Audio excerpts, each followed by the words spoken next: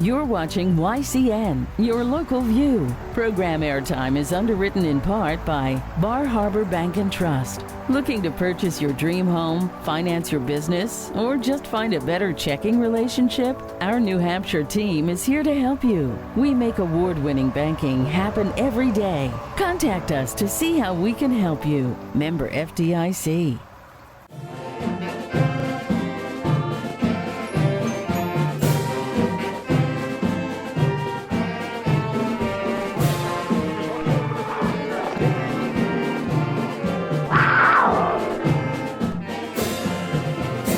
Well, welcome back to Cougar Chronicle. We're so happy. Season 2? I can't believe it. I know, isn't it? I'm shocked myself. Again, they renewed us. Yeah. Well, we're kind of directly responsible for it. But anyway, the board approved as we go from there. But another opportunity to spend time with you at home. Absolutely. And obviously, as always, with my good friend Laura James. Yeah, so in the month of September. I mean, really, I know we talked about summer earlier, but it was busy here. So so travel back a little over a year. We had our first encounter when we did the interview. Right. And I remember telling you how excited I was for things to get going. Yes. And that never changes. Again, it's Tigger meets that. Baloo. And so our kids are back in session. I have driven our SAU staff and our building staff nuts for the last 6 weeks. Yes, I hear. And I've heard. So we'll talk a lot about what that looks like today. But we were so excited to see kids. It was wonderful. A lot of people don't know. Old tradition of mine is I never schedule appointments on the first day of school. And in Missouri, it was 2 schools, so it was easy to not schedule appointments. But when you're talking about a district geographically the size of ours, a lot of travel. Try to get around. So last year, Mr. Bessette and I, our assistant superintendent, so glad that he's on the team. We went around and we took selfies with the principal on the first day. I love we got to do the pancake breakfast at Warner. We got to say hello to all the kids, walked around. And I mean, is there anything cuter than an elementary kid with their brand new backpack? Oh my gosh, shiny sneakers But then also there are also those kids at the high school or the middle school that's day one. They got the school stuff, day one garb. You know, they're zombies because they finally have. Tired. You know, we've been talking about sleeping. Going to bed earlier and waking up earlier for weeks, and of course they're never going to do that. And so now we get to experience. And you know, they're just as excited behind the eye rolls and behind the, you know, they really are, and nervous. And our teachers have worked so hard, and our staff has worked really hard. And so I'll make sure that I want to make sure Greg has those pictures, so we'll get a chance to show those, to see some of those things as we share some of that stuff. But again, you look at everything. I mean, sports season are underway. You know, we're starting to the theater, the arts. We've got all kinds of projects. Remember we talked with Jesse Finn about building the car. We've got that work going. That's so exciting. And then we've added another layer where now they're going to start the process of maybe building a house. We'll get Jesse back in again to talk about that. I didn't know that one. So we've got another one going in. So again, we adding the layers on that stuff. So we've got this is kind of an you know, we're so excited back to school, and people will be like, calm down. We have to tranquilize him. But then also, I think a lot of times this is a good opportunity for us to say, what happens in the summertime? Right. Yeah, absolutely. And while teachers are on summer break, and we're glad for that, and they need it, yes. Children are driving their families nuts and going to camp and all that stuff. For us, for our facilities, for operations group, for the SCU, it really is our busiest time. We're closing out one school budget, we're opening up another. Right. And a lot of our things happen, like one of our guests today is Pare. We got Pare back, we're excited to see him. And he's going to talk about kind of what happened, summer operations. Sure. Because a lot of the work that we have to get done has to get done in a really short window. So the dance and the work of his people is pretty amazing. So That's we want a to good share way of putting that. it, the dance. Yep. It really is. It's like a coordinated, you know, dance. Yeah, so we'll talk with him today. Larry Elliott, our Director of Student Services, is going to join us, again, talking about what our summer programming is. As always, we've got our good friend, our Assistant Superintendent, Michael Bessette, and talking a little bit about our new teachers, because again, with that new part, you know, we're seeing a change, and everybody's aware of change in HR and our ability to get highly qualified people in. We're still getting great human beings in, as we always want to do. But I wanted to make sure we spent a little time so that way the community understood, what do we do to invest in those folks? Right, and to help everyone understand the culture of Kearsarge and who we are and what we represent. Yeah, and what do those things look like, so to do that. And then I guess then the show's over.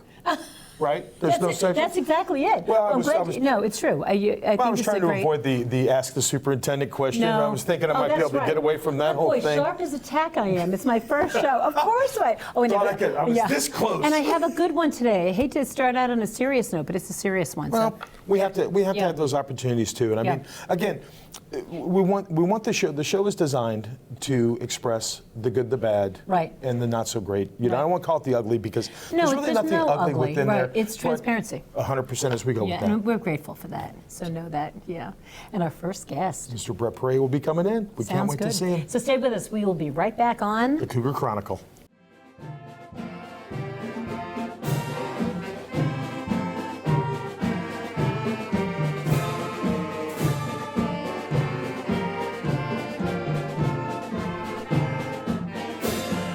Welcome back to Cougar Chronicle. We are so glad you're here with us. And absolutely. we have a great first guest, don't we? 100%. So with us, we've got Mr. Brett Pare, our Director of Facilities. Good morning. Hi. Hello, how are you? Good, how are you? Good. Happy start of the school year to Yay. you. I'm sure, have you had a chance to sleep yet? Yeah, a little bit, yeah. I keep putting the CPS, but he's too young for bags under his eyes. I joke sometimes that I don't know if Brett sleeps and he just recharges. I think he just plugs in and gets going. And you heard a little bit earlier, I mean, we talk about whenever people go, what happens in the summertime? Or you have summers off and you have, you know, it must be nice to not have to work in the summertime. Yeah.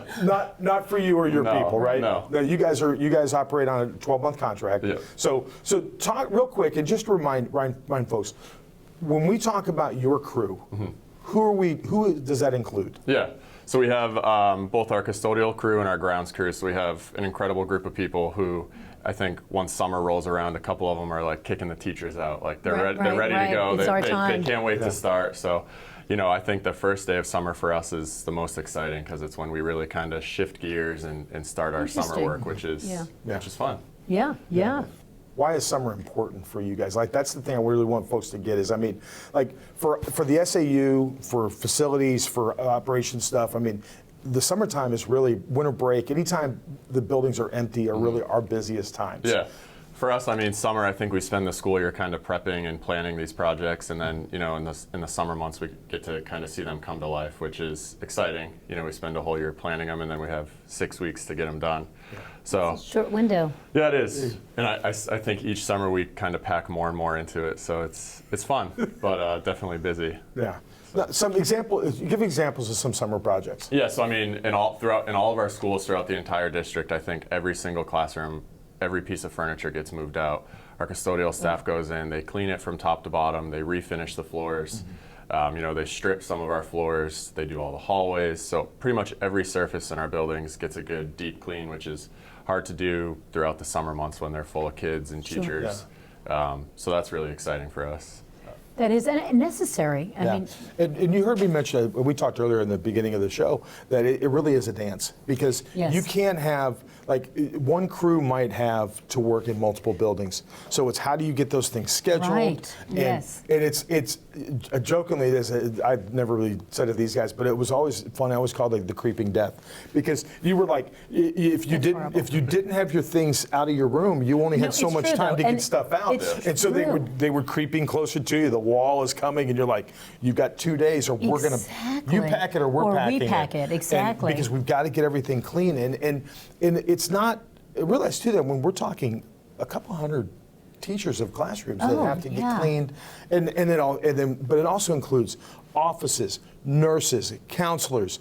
You know, I mean, everything is going on. The amount of cleaning products and the amount of it's amazing. and everything is not, when we talk about, I one summer I helped out waxing in Missouri with waxing the floors, which people laugh, you know, me on the That's using a the big buffing job, though, machine. yeah. But it really, like one classroom, when we talk about the idea of refinishing the classroom, how much time are we talking per classroom? Yeah, I mean, it takes days per classroom, you know, multiple coats of wax, and so it's really days per classroom.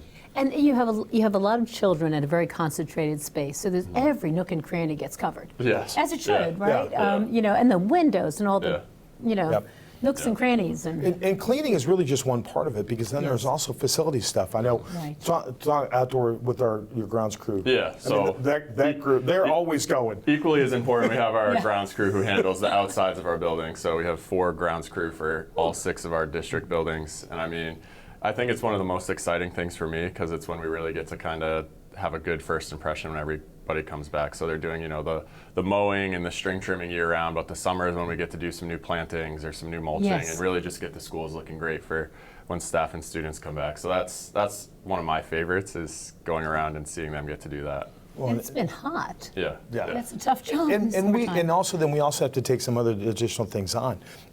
We had some major limbs drop in Warner in the playground area. Yes. And so that was kind of a thing of coordinating that effort of making sure that we're communicating out that, as always, safety and security of our kids. Absolutely. And I'll make sure Greg has this picture too. I mean, we're not talking like a little branch that fell. Right. I mean, it was a tree. It was.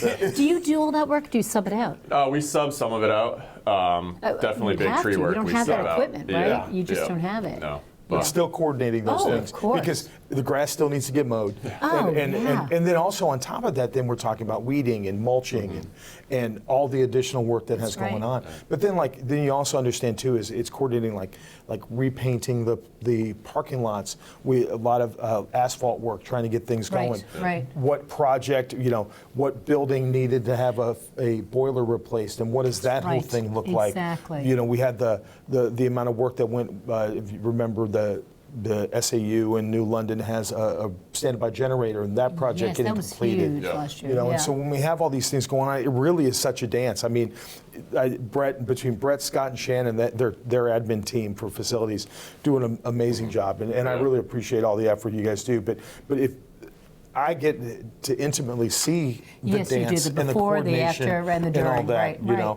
But it's like it's fun for me because I watch the process. Yeah. But some folks, it's like the summer, like a kid goes away in 6th grade, comes back in 7th grade, and he was 5 foot, and now he's 6 foot. Right. And and I expect that first football game, those fields are going to be beautiful, and the lines will be done. I mean, that's a lot of prep, right? Just a lot of prep. And it's always going. And that's the thing. I mean, every time I turn around, I look out the window, and there's somebody weed eating.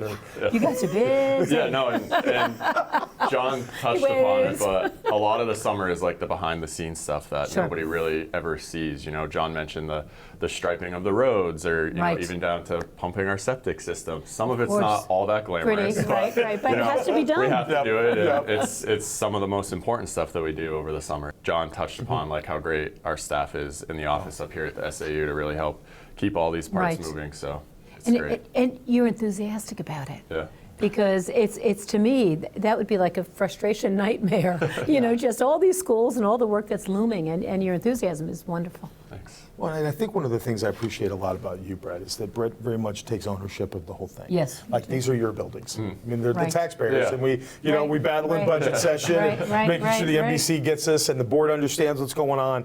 But everything has been very. It's a great vision, and the work that he does is as much for the kids coming in next year as for the kids coming in 20 years from now. That's right. That forward mind thinking. And so we get into stuff, as new furniture comes in, it's the colors and it really is down to the detail thing. I mean, we laugh about a lot of that stuff and we joke pretty hard. But I've worked with facility folks that say, man, it's a desk.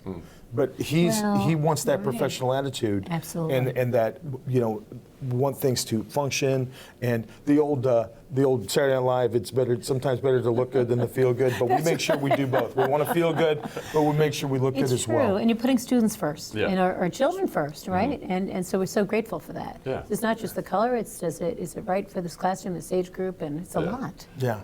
And I think our staff within the buildings feels that same way. They challenge themselves. How many rooms can we chemically strip this year? Can we try a new stripe pattern on our athletic fields? So I think they take pride in it as well, which is really great to see that at the end of the day we all have the same end goal, and that's to make these spaces great for everybody who utilizes them. So talk about the shift. So you go from summertime, and now here we are in September. Yeah. And what mode do you go into now? I think we take a minute to kind of reset, and then, believe it or not, we've started planning next summer's work a year out, just getting that ready, and kind of. It's always coordinated. Yeah, it is. It is. It's the never-ending cycle. So if you didn't love it, before we know it, it'll be snow tires on our plow trucks, and our first delivery of salt and sand. So it's from one thing to the next. Was there anything this summer that was especially challenging? That you said, okay, this required a little extra effort, or that was hard? Yeah, I mean, I think just kind of district-wide, we had a lot of projects going on. So it was just, I think almost every school we had some sort of project going on. Right. I think one of the most rewarding things will be finishing the full building sprinkler system in New London. That was a huge, 2-summer undertaking with a lot of coordination. So getting that done will be huge for us, and just, another thing we have to protect that building. So that was great. That's really, I mean, I know the size of the school. I'm sitting here thinking, oh. And people, you just like, you expect the systems to be in place. Right, right. And so again, that coordinated effort, because remember, while all this construction is happening in classrooms or in hallways, we've got a custodial staff that's working behind the scenes to clean rooms and we need to put music to it. We need to film it and put music to it. That's it really is a need dance. a TikTok video, it's the most complicated dance because if the custodial staff makes a mistake, then the project takes longer and that's an overrun. But if all of a sudden, if we make a mistake on the installation side and a room potentially gets flooded or something happens there, all that work is for nothing. Well, and then sprinkle in the summer programming, right? Yes. So on top of that, certain schools have, carry the, not the burden, but carry the weight of the summer program. So you're trying to get in there fast and get the summer students in and then get them recleaned, right? It's such a cool thing. That's a lot. Yeah, we're lucky to work with really great vendors who help us with all of these projects. I mean, we definitely couldn't do it without them. And then, both myself and Scott, we can't stay away sometimes, so we love to go take a look at what's going on in the building. Isn't that fun? Yeah. It's exciting to see from a week to week or even a day to day, like how much happens. Come back in. And do you take a moment to do that? Do you take a moment to drive around and say, look what we did? Yeah, or I'll send John a quick picture, like, hey, look at the before and after, and that's always kind of fun to be like.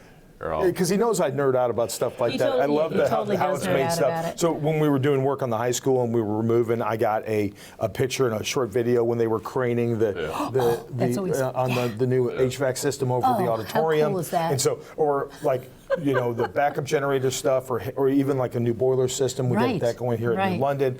I'm glad that he knows I appreciate that. And you have to hold him back sometimes. No, not your job. Yeah. Don't do not too bad. roll up sleeves. No, because sometimes you probably. I mean, it's exciting. Well, but it's his world. But I'm the, like I told you earlier, I'm the cheerleader. I'm like, this is awesome and appreciate it. Yeah, exactly. And I think Brett knows that. I get as excited about a freshly waxed floor as you do. Yeah. I love that. But then again, a week later, you're like, it's all scuffed up. Who did this? Listen, we have just less than a minute left. Okay. So, in a quick, you had to summarize the summer. How would you do that for us? I would say it was productive, but chaos. Managed chaos. Okay. Everybody who contributed to it was great, and we look forward to next summer. Yeah. Oh, that's wonderful. Boy, are we grateful, aren't we, John?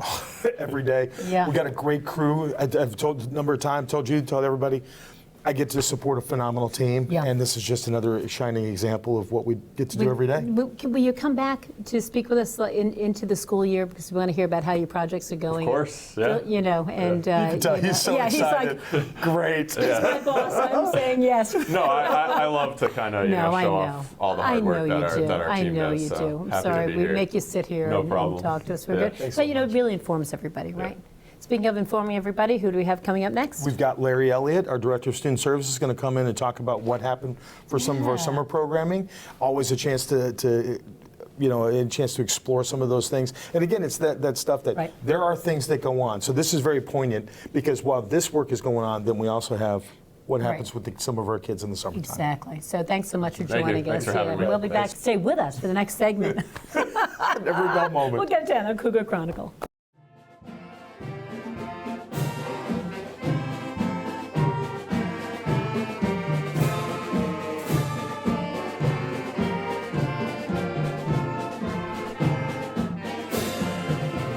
Welcome back to Cougar Chronicle. I'm Laura James, and he's, what's your name? Sometimes my name is Mud. John Fortney. Superintendent John Fortney. Did I ever tell you that when I worked at Kearsarge, I worked at summer school? Okay. And I loved it. Yep. We used to, teachers from all around the district, and we said it was our summer camp because it was so enriching and so wonderful, and I had a very tough boss. there. Well, and I would tell you, as a teacher, summer school was a lot of fun for me. As a teacher and a coach. Yeah, and so wonderful. a lot of great things going in. Chance to explore, to do a lot of different things. And every I have learned now going in. I've lived through 2 summers in New Hampshire and love every second of it. That we do things a little different, as every state does. And so we have Mr. Larry Elliott, our My Director former of boss. Student Services. So excited to see him. Glad to be here again. I believe you were the tough boss she was were the tough referring boss. to. That was you. That is me. It was one. You did a great job back then in coordinating it, and it's just a wonderful program. So we're in the regular school year, but can we take a look back? Absolutely. I love the summertime and the summer school. I love to see the students who arrive with smiles on their faces. They love to be there. Yes. Most of them are only there for a part of the day. It's a three-hour program for a lot of the students, and they have smiles when they arrive and they have smiles when they leave. It's joyous. Yes. Yeah. Joyous learning. And that's the staff too. The staff that work enjoy it thoroughly. We really did. Yeah, and it's such a wide collection and experiences for kids, and with field trips and just all kinds of life skill activities. I mean, I know I don't want to. I want to like sell it because I all that. But it was wonderful. talk about some of it. Expand on some of that stuff. What if students coming in? What are they experiencing? Well, it's unique for each student because summer school is supposed to be individualized for each student according to their IEP. Right. So, Can you tell everyone what an IEP is? Individual education plan. So we may have some times that summer school is there, but some students may only attend part of the time, or some students may attend more time. It's all different according to what that particular student is looking for and needs.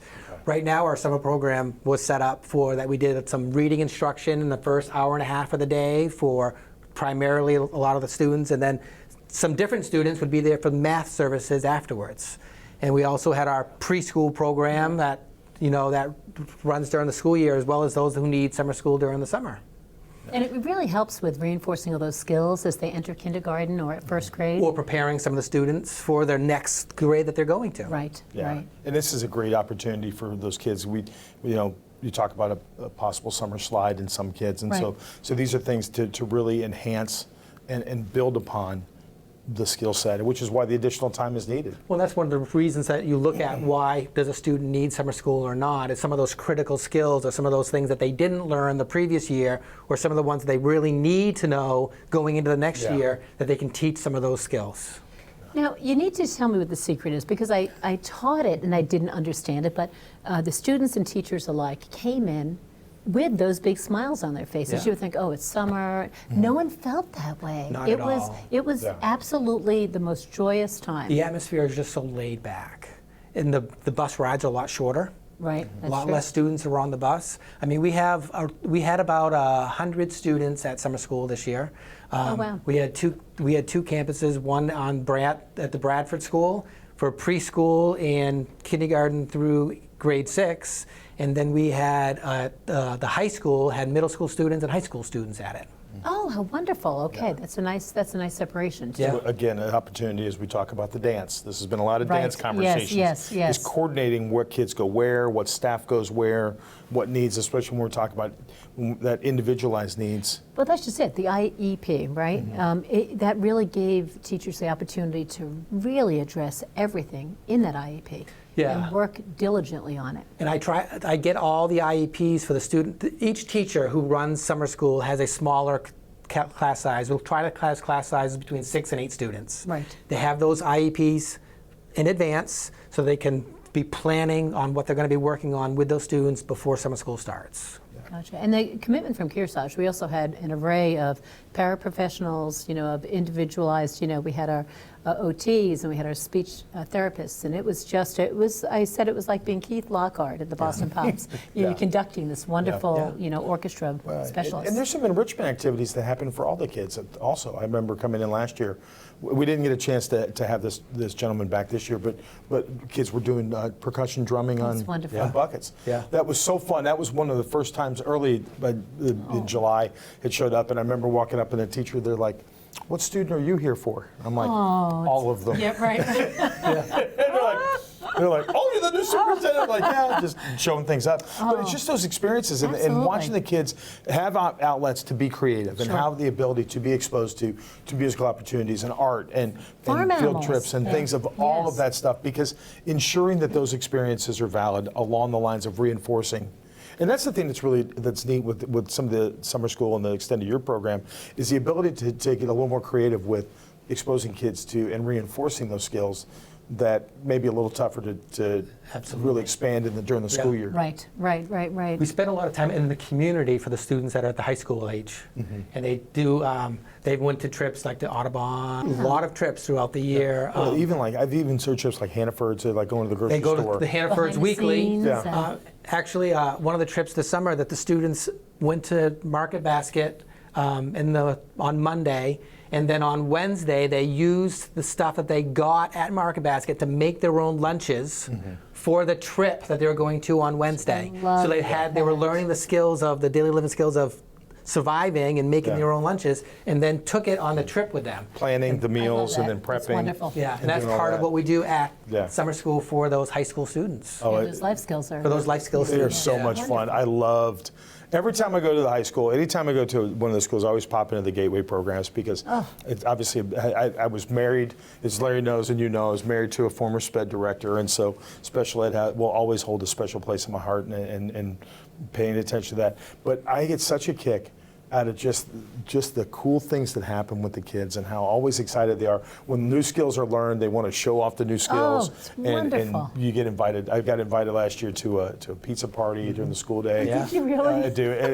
it's a blast. I get Christmas cards and I try to give back as much as we can. But it's just such a great piece of that. And we talk about the opportunity for that. But what are some of the possibilities? I mean, that summer school just opens up so many possibilities for our kids. So summer school happens, and then how does that transition then into the school year? Because now we did our ESY for some kids. Yeah. Now I'm back in school. So what does that handoff look like? Well, it's different for each student.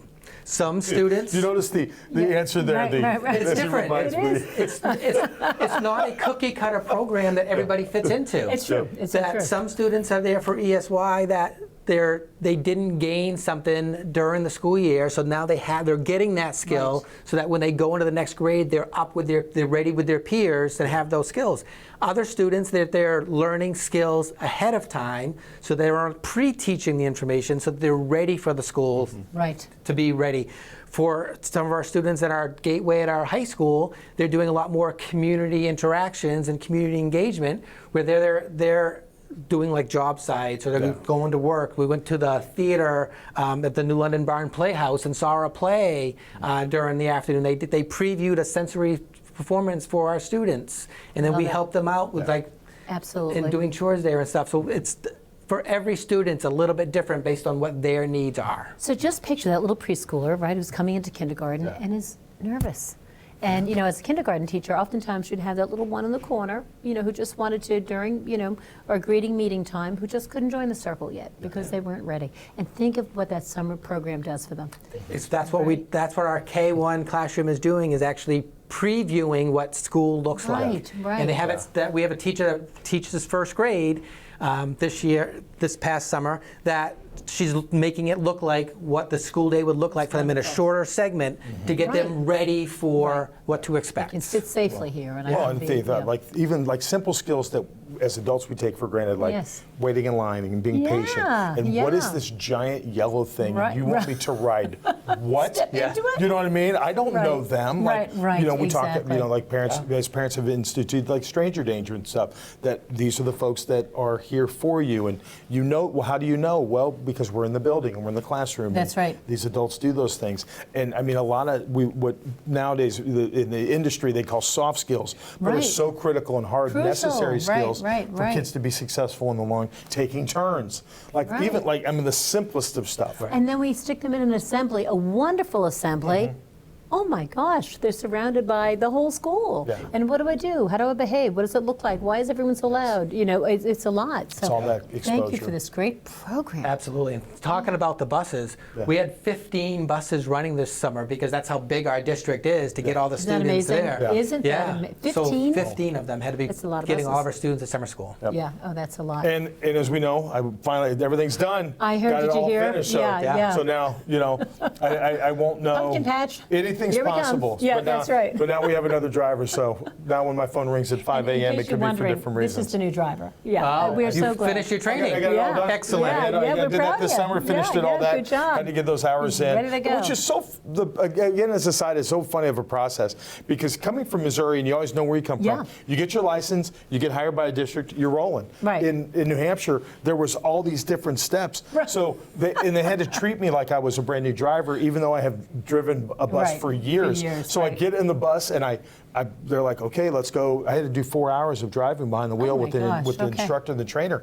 And we get out, we pull out of the parking lot. I was down in Peterborough, and we turn and go, and I hear from behind me goes, oh, we're going to be fine. Yeah, right. Like within the first He's done 20 this seconds before, of driving, she's exactly. like, she knew what was going on. I didn't have to overcorrect. So I'm excited to be able to do some of that I'm so stuff glad. and provide that. Right, and that exposure to isn't the it? kids, and yeah, You know, that's we talk about Larry and all the many Yeah. hats, but he's also the transportation contact and I those know, things. So it's a lot. he and I spent a lot of time talking about a lot of stuff. Yes, we do. So it's a good see on thing. your speed dial, I assume, right? It goes Sherry, my wife first. Larry is 2 or 3.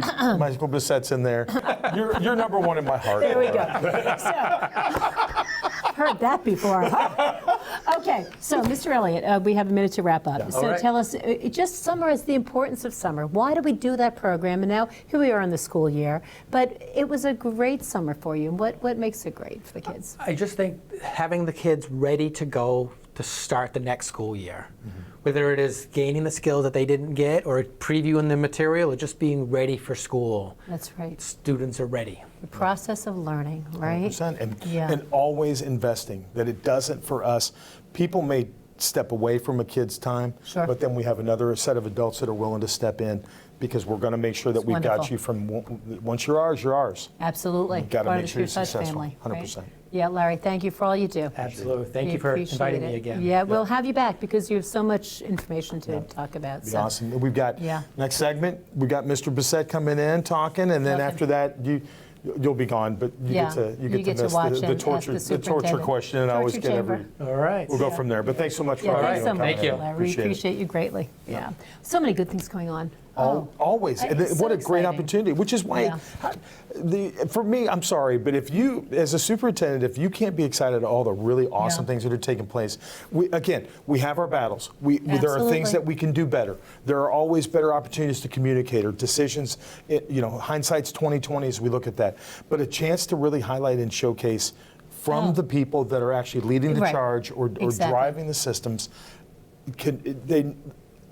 they always do such a much better job than I ever could in doing that. And Well, I love what I do every day. I know you do. I know you do. And I tell you, our next guest, Michael Bessette, is such a great storyteller and offers great insights. So Always a fun with him. We're Yes. looking forward to see what he says and as we get the school year off and going. So. absolutely. So stay with us. We'll be back in just a moment on The Cougar Chronicle.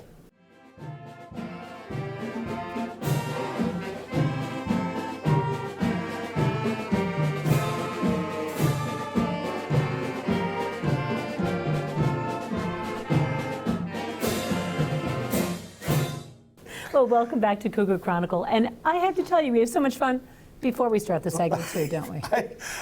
I get so nervous that there's going to be a blooper reel that shows up I know. on YC and YouTube. And we're in and trouble. it's going to be like, I know. because I you're- sometimes don't have a filter, as you know, that's a and good I thing. don't always pay attention You're to whether the honest. red light is on, Yeah, right. not on the camera, truthfully speaking. And so, but Yeah. it's such a passion, such an opportunity and to do it's that. a great, and I had to tell you, so of course our next guest is Michael Bessette. Hi, I missed you this summer. Hello. Yeah, Welcome back. yeah, school's underway. It is another start of another school year. It's funny, I was thinking about that on the drive. It's the start of year 10 for yours Wow. truly in the district. Yeah, 10 years. That's awesome. Yeah, and Had an impact. Oh, thank you. I appreciate it. I think we all do. Everybody here who works in this district is dedicated to doing the right things, for the right reasons for kids. And I think it's hard work, but it's great work to do.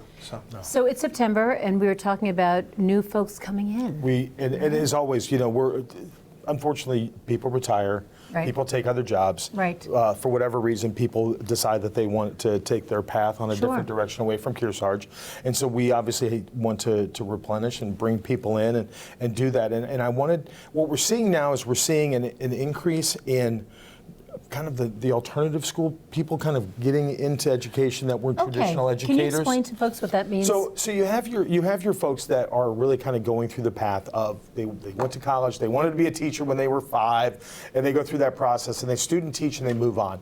And so those are your traditional, quote unquote, traditional teachers. And then what we see is in the world of educational acronyms, it's called a site-based learning plan, and what we'll refer to as an SBLP. So maybe we could put that below. It's a good acronym, as we right? could the Exactly. acronyms, because SBLP. we live in that world. So what that is somebody that has a bachelor's degree, but isn't a traditional teacher, but has taken some courses in education.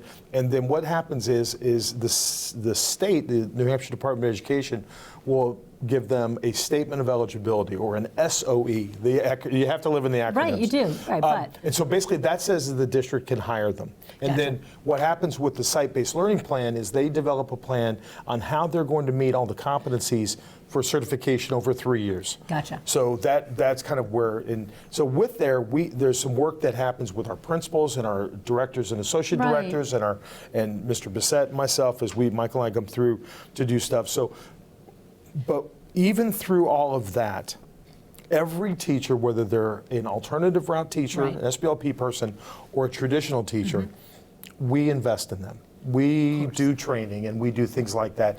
And that's really the kind of stuff that we want to highlight, because we just brought in our fresh crop of both brand new teachers, and we had a couple of Right, so those who were very excited. Right. And we also had some people that are also very excited that touched my heart, because it was the life I lead, that were a career changer. Yes. You lived in that Likewise. same world. Right. And so I just wanted to spend a little time and talk about what we do when we talk about the Kearsarge way. How do we do things? What does that mean? Especially when we go into building onto the word of the year and some of those things, is what does that kind of look like? The makeup of our community. And so- all those things. So walk us through some of that stuff. That's a whole lot of How does work. that happen? How How does that happen? No pressure there on some of that stuff. Some of that stuff. You know what I mean. Go ahead. Stop being so technical. So I mean, SBLPs, and you can throw all the abbreviations in the world of education that you want. It's an internship process. That's all Okay, that really that makes is. sense. And it goes back to the days when you were a teacher. You remember Alt 4, Alternative 4, different pathways. And what the state's done over the years is they've recognized that different people come to education through different paths. And so they've tried to create beneficial paths, not only for the individual, but also for the district, so that we can fill in critical roles and shortages that occur. stuff. It's nothing new. It really isn't. It's just that they've changed some methodologies about how to go about that process. Interestingly, as we as a school district have embraced over the years, I think since about 2010, 2009 in New Hampshire, competency-based education is the way. It's the way at the university level. It's across the country now. It's the way at the Department of Education. And so every single role in education now has a competency list that basically is outlining all of the core skills and understandings that a person has to have in order to hold that position, that credential. That makes sense. Yes. Beyond that, though, they also ensure about a 6 month to a year's worth of time in the seat, similar to what you and I may have had when we were student teaching or in an internship program or whatever it was that brought us into education as teachers originally, right? So it's a fascinating process, but really it doesn't go into the spirit and the intent of what I think John was trying to express about what is. I don't know if I did it right, but he gets it. Right? Good job.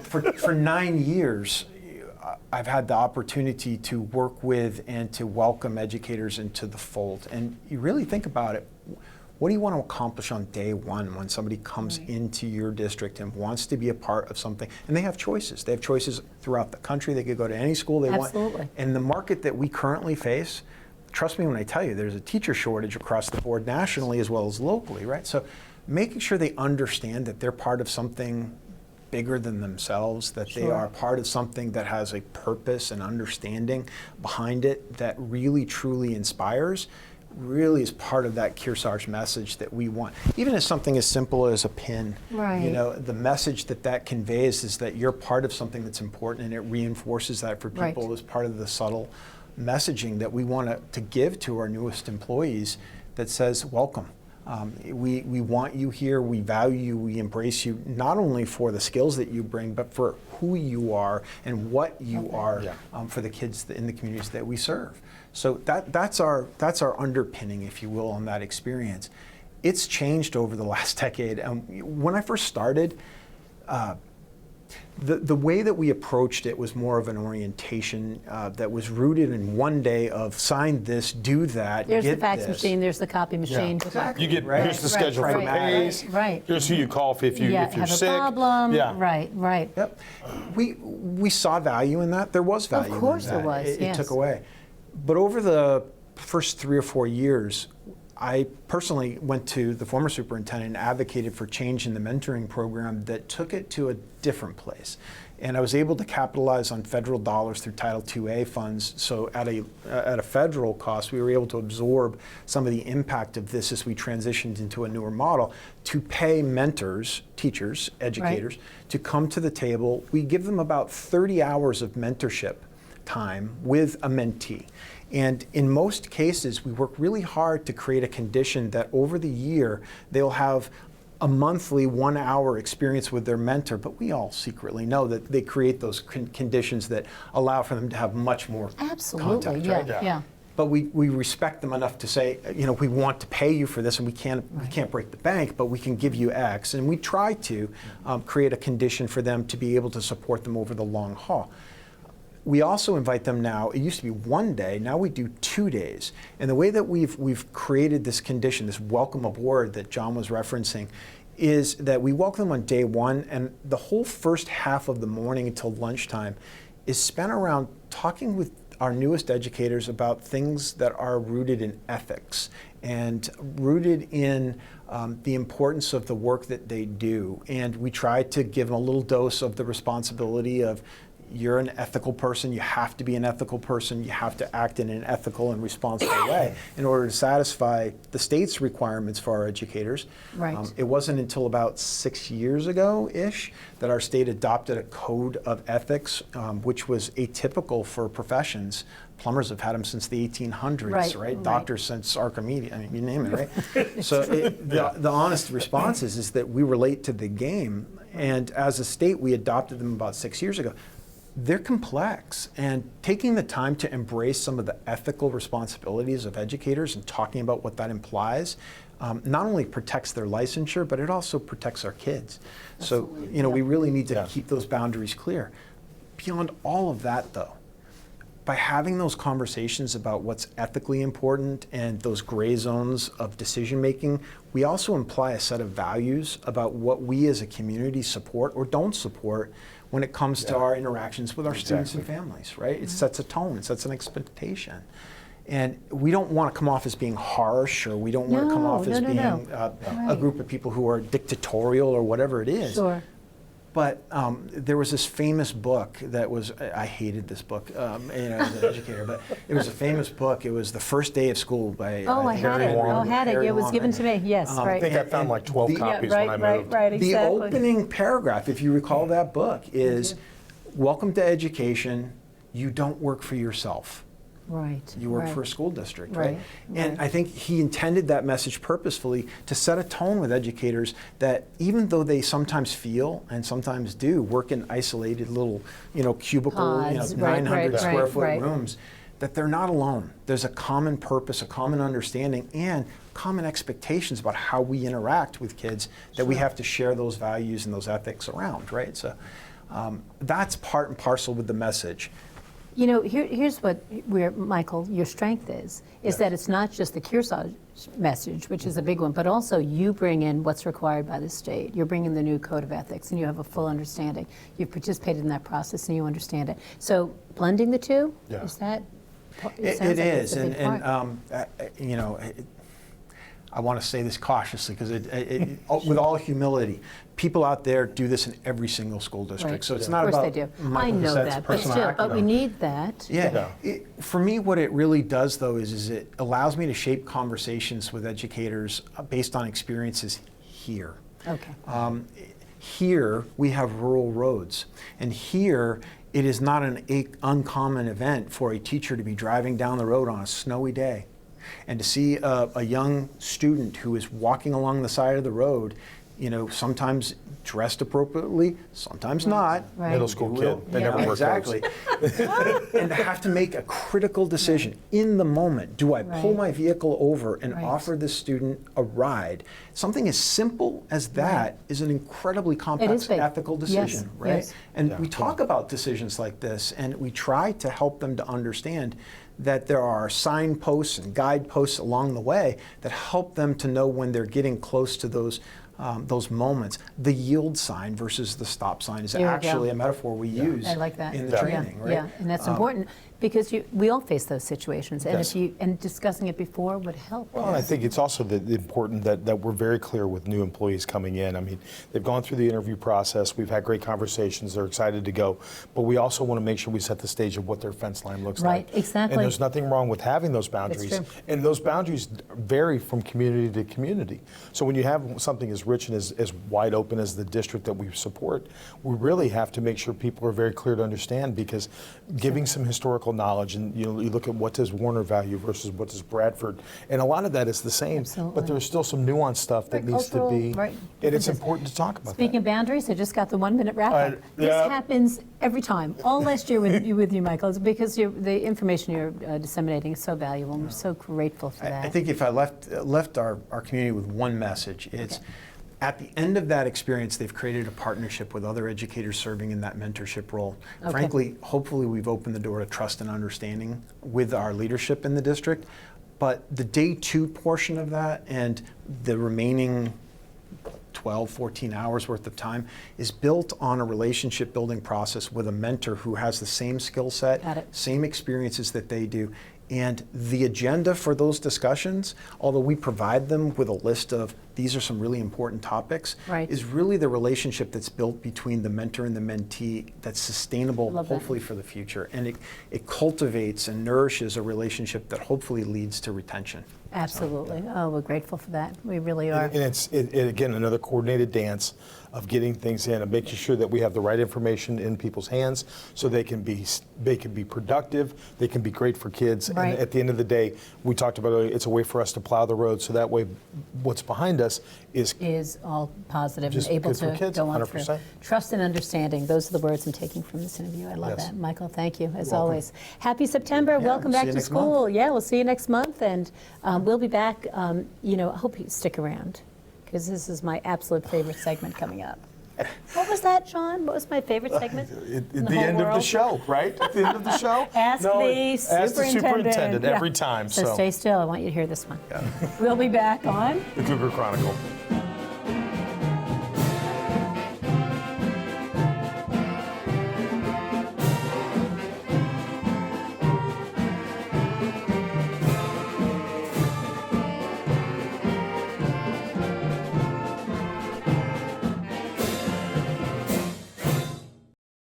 Well, welcome back to Cougar Chronicle. It's that time, Superintendent. It absolutely is, Yeah, and it is. anytime It we is. embrace it. And again, I joke about the questions, know. but I still come back that, we bring our guests in, and they're obviously experts in what they do. Right. And have got a great story. But we do such an organic, very natural. We really do. They're like, what? Yes. I give them the topic, this is what we're going to talk about, but then we kind of allow things And to they develop. speak from the heart. 100%.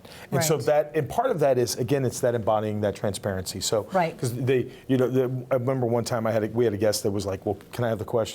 Oh, I know. I'm like, we got in big trouble. We're Like, no, there are no questions. I said, Yeah. we just kind of see where things go. Chat. So and so I joke about I think there's I don't want to call it anxiety.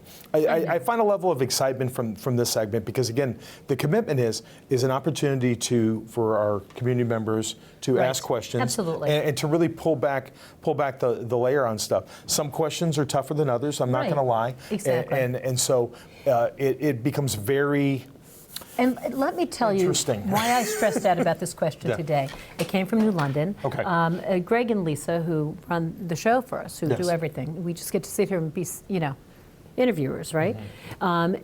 We've been kicking around for a long time, decades, and this question I'm going to ask you is decades old, right? It is school funding.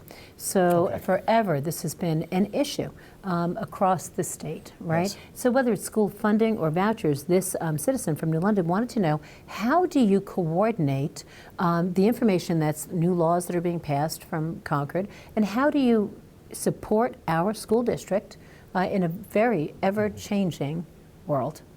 Oof. So can you do that in 10 seconds? 10 seconds. Can you, it's a tough one. The elevator speech, could you do that in 10 words or less? The answer is no. I know. No. We could be here all afternoon. When we talk about, and by the way, it's a great question, but when we talk about school funding and we look at school choice and vouchers and all the myriad of things that are constantly coming at us from even a national standpoint, it's never an easy question, because you really come down to the fundamental of answering the question, to me, of what is education? What are we trying to do? Right. And what are we trying to get accomplished? And along those same lines, then, is what is our responsibility as a school district to provide that defined education? So it really, not that I don't want to answer the question, but it really answers this broader piece of what do we as a school district deserve or are expected to provide for our students. And that's exactly and it, what yes. are you or anybody out there as taxpayers expected to pay for? And so that's really the lifelong question. And then we get into a very complicated thing of, like, I think, take it for what it's worth, that education is probably one of the most heavily regulated industries, because every year legislators are changing the laws, but at a federal and at a state level. Right. And it's so complicated because we look at it. I think this last year there was I want to say 400 LSRs, so 400 bills that were filed that potentially could impact overwhelming. education. Yes, right. And sometimes bills step on top of each other. Sure.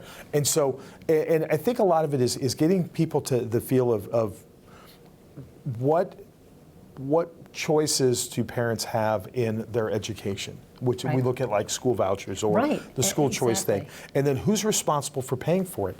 And I will tell you that in Missouri, and I have to reflect back to that, because New Hampshire is very different in how they fund things. Now, part of that is, where I came from Missouri, we had sales tax. Where I came from Missouri, we had state income tax, which are all two very things that why people, why you came here. It's beautiful. There's freedom, opportunities to do that, the live free or die apart. And then we look at the idea of less taxation. But is it? Because where we were paying state income tax and sales tax in Missouri, we weren't getting pounded on property tax, which is where things come through. So we as a school district have to pay attention to what bills are being filed and what potential impacts those could be. And when we look at some of that stuff, our state organization, the New Hampshire, there's a principals group, there's a superintendent's group, there's a facilities director group, a transportation director group for education. They tell us and have lobbyists that pay attention to bills of what's going on. I am lucky. I point because he was sitting here. I have Michael Bessette, our assistant superintendent, who is a policy hawk and a legal hawk and pays attention to that stuff. So we look at it. They tell us kind of what's coming down the pipe. We also, again, try to have those conversations with our state legislators. I will always say this. I have had wonderful conversations with Dan Ennis and Tim Lang, state senators, and with some of our state reps, wanting to, not even having to agree, but just having those conversations, and we'll continue to invite those folks to come into school board meetings and to my office so we can continue those conversations, because I told you early on, you're going to keep hearing from me whether we talk directly and not. My job is to advocate. So we pay attention to those things. We have conversation with legislators. We also are still trying to educate our public, because when we have things like the educational freedom accounts, what does that look like? Right, exactly. And who gets that money, and what can it be used for, and where is the level of transparency? And that's when things start to really divide, because you get into the controversial piece of what is the statutorial, what are we legally required to know, or what are you as a taxpayer legally what are your legal rights to be able to get information on? And so it's an overwhelming, again, the dance of different kind of things. It is a dance, isn't it? And Yes. so then let's add to the piece of the possibility of, well, what does open enrollment look like? And who decides? Because we talk about things in Missouri had talked about some open enrollment stuff, but when do families get to go? How do I ever, if it's always ever changing, how do I ever staff for a building? Then we get into the thought process of the unknown consequences. If people want districts to be run like a business, which there are some business elements to it, but I can't shut a school down to retool a manufacturing line like I could in a business. Exactly. I still have to educate. So now all of a sudden, is my neighbor, is Newport, is Claremont, is Concord, are they my competitors? Right. And so if that's the case, the government doesn't tell Burger King what hours to stay open to compete with McDonald's. But yet I have to build my schedule based off our technical center. Right. So then now what am I sharing? And so it becomes, it's this really, it's very so layered. amorphous, and it's always going. Yeah. But then you add to it a profession that is built around, why are people wanting to be teachers? I promise you, they're not wanting to be teachers because of the high amount of pay or because of the infinite control. It's the ability to change and affect positive change in the lives of kids. And so we're trying to navigate all of that stuff in a mindset that doesn't lean into it. Right. As a Right. business owner, Absolutely. you're worried about the profit. As a superintendent, as a school board, you're worried about the outcome right, and the right, child. right. And so sometimes some kids can be educated for less money because they have got whatever factors are in place. But then we have other kids, we've talked about that with Larry Elliott. We have other kids that require an additional investment of funds and resources because their IEP is a leveling to get them Exactly. choices. I had a great number of great conversations when I made the rounds. For folks that don't know, in this last winter, I went around to all 7 towns and presented to the select board. And again, at the end of the year, did the same thing again, trying transparency. Yes. And if you're going to hear the bad news, I want to be the one to bring it forward. Exactly. And I had a really great question from a citizen, a woman, and they had asked me, they said, what am I getting for my money? What a great question. That's a simple, good question. What is my money getting? What are we providing? And at the time, the thing was I said, I hope what we're providing is you're providing our kids choices and options. So that way we don't have a place where a kid has to take something because they're not trained or been exposed to other pieces. Right, has to fit into that little square Exactly. box, right. And so we're trying to, and along then we talk about AI. What does that mean for schools? Right. What does remote learning mean for schools? Navigate the fact that, you look at businesses, I went to a business in Lebanon a couple of months ago that was closed because they didn't have staffing. I can't shut a school down because Right, I don't. because you don't have staff, right. We've got, and so we're have to work battling around all of the elements that businesses have with the added pressure of taking on Right. what the future. We're building Absolutely. kids for the future. And so I don't know if necessarily No, that's that, but I really want to come back to it's a dance. It really is a very coordinated dance. The school board's involved. It's not just me. Our entire leadership group is, the community. I mean, at the end of the day, I would like to see, if I had the magic wand and you say, okay, John, what would you like to see? I would like to get us back to a place where it's, again, the village investing in, where people are asking questions and we're all responsible. The geographic size of our district, there's so much talent, retired talent, Yes. unknown there is. talent Yes. that we've got It's to tap amazing. into. So as we look at these things, if any of the things that I have said has tricked something that you want to Sparked have a interest, conversation, yeah. please reach out to me, to my office. My email address will get put below. Please email me. Let me know what your conversations, if you think you might want to help, if you want to have more information. Let's open up these dialogues and conversation. It was the nature of this segment. And please, please, please zoom into one of the school board meetings. They're underway again. Twice a month, And every, I zoom in every meeting. Yep. And sometimes attend, but you can be there, you can see what the issues are, and then you can get a hold of Superintendent Fortney and say, okay, What's how going can I on? help, And or you what's can, going and on? even from a Zoom meeting, if you can't attend live, you can still it's wonderful. participate in public comment. Twice. Yep, It's we do. wonderful. They have to do 30 minutes by law, and so sometimes it's good longer if we need to in a bigger crowd. But we try to make ourselves as accessible as possible. It's true. Well, thank you so much. This was a big question. Can you solve the world's problems in 10 seconds, right? Well, or 10 minutes or less. And the answer is you can't. Right. But I can't by myself. That's right. Which but is why we build a right. team. But we're in good hands, so we appreciate all you do. So we'll see you in October. Are we going to dress up? Gosh, I plan on doing a lot of stuff. We're going to have a lot of fun. We're going to try to make some changes this year and try some stuff. It may fail. We're going to try to see if we can do some different locations. We're going to Great. bring some in different guests. It will be my second fall, so leaf peeping season as we come so in. Exciting. It really Nobody is. wanted to come see me in Northeast Missouri, but for some but reason now everybody wants to visit So we'll me in bring New your Hampshire. parents in for a show. But it's going to be a So- great year. I'm so excited. We've got a great staff. The team is ready to roll. Kids are excited. We're going to keep this momentum going, it's and we're going to wonderful. share the stories like we Got do it. every And month. We're so happy to be back with you. So please join us right here on YCN. Now it's the first Thursday, right? First Friday of and the month. Thursday and Friday at noon and 7. Yep. Okay, so first Thursday and Friday of the month, noon and 7 p.m. And then always online. Always online. Because when it's 2 o'clock in the morning and you can't sleep, Why not watch this Come show? on in. And be sure to join us coming up next month, too, right here on the Cougar Chronicle.